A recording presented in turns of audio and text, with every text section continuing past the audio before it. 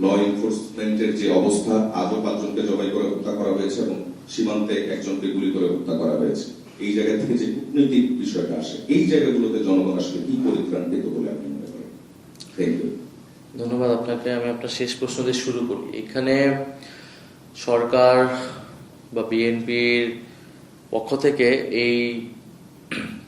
এটা তুলনা সবসময় দেওয়ার চেষ্টা করা হচ্ছে যে এই যে প্রাতিষ্ঠানিক সংস্কার, তার সাথে কিন্তু জনগণের যে দৈনন্দিন সমস্যা বা নাগরিক সমস্যাগুলো, তার কোনো আসলে বিরোধ নাই, এবং এটা আসলে প্রাতিষ্ঠানিক সংস্কারগুলো সাপ্লিমেন্ট করবে সেই ইস্যুগুলোতে।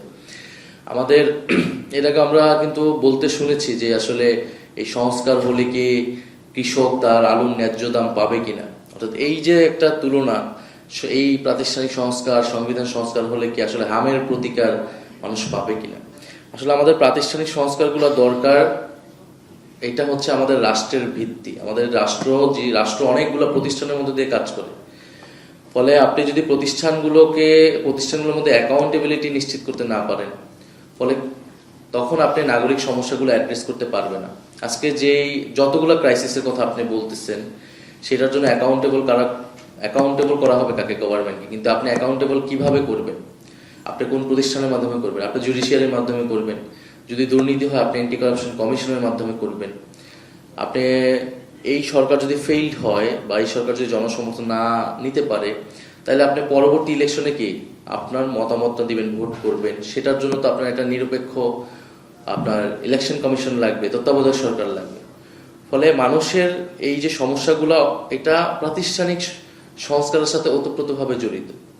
এই কারণে এটাকে আসলে কোনো বিরোধ করার বিরোধাত্মক কিছু না, যেহেতু এইটা আমাদের জুলাই গণঅভ্যুত্থানের পরে প্রধানতম এজেন্ডা ছিল, ফলে এটাকে আমরা এখনো অনেক বেশি প্রায়োরিটি দিচ্ছি। কিন্তু এমন না যে আমাদের দৈনন্দিন সমস্যা সেগুলো নিয়ে আমরা কথা কম বলছি বা সেগুলোকে আমরা প্রায়োরিটি দিচ্ছি না। ফলে আমি মনে করি এই প্রাতিষ্ঠানিক সংস্কারগুলোর মধ্য দিয়ে আপনি যদি গণতন্ত্র, আপনি যদি স্বচ্ছতা এবং অ্যাকাউন্টেবিলিটি, জবাবদিহিতা নিশ্চিত করতে পারেন, তাহলে আমাদের রাষ্ট্রের যে দৈনন্দিন সমস্যাগুলো, সেই নাগরিক সমস্যাগুলো দূর করা সম্ভব। দ্বিতীয়ত, আপনি যেটা সংস্কার ডেডলক বলছেন বা আন্দোলনের যে চলে যাওয়ার কথা বলছেন, এখানে আমরা খুবই স্পষ্টভাবে বলেছি যে সরকার বা বিএনপি একটা ছলচাতুরি করছে। তারা জুলাই সনদকে জুলাই আদেশ বা গণভোটের সাথে একটা বাইনারিতে নিয়ে গেছে এবং তার উপরে স্থান দিচ্ছে। এবং জুলাই সনদে যে জুলাই সনদটাকে কেন প্রবলেমেটিক হলো, কারণ এখানে নোট অফ ডিসেন্ট দেওয়া হলো এবং পরবর্তীতে নোট যুক্ত করা হলো। তো নোট অফ ডিসেন্ট কোনো সিদ্ধান্তের পার্ট না। নোট অফ ডিসেন্ট আপনার যে কোনো সিদ্ধান্তে একটা রেকর্ডের জন্য রাখা হয়। তো এই কারণে কিন্তু আমরা তখন সাইন করি নাই, এটার লিগাল ভিত্তি চাইছি।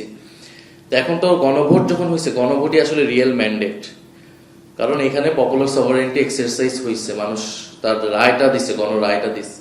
ফলে আমরা মনে করি গণভোটের যে রায়, সেইটা অনুযায়ী আসলে বাস্তবায়ন করা উচিত। জুলাই সনদ আমাদের একটা রেফারেন্স পয়েন্ট, যেহেতু আমরা আলোচনা করছি, সেখান থেকে আমরা হয়তো রেফারেন্সগুলো নিতে পারবো। আর আন্দোলনের বিষয় হচ্ছে, আমরা আন্দোলন অবশ্যই পিসফুলি করব, আমরা আন্দোলন অহিংসভাবে করব, এবং রাজপথে অলরেডি কর্মসূচি শুরু হয়েছে।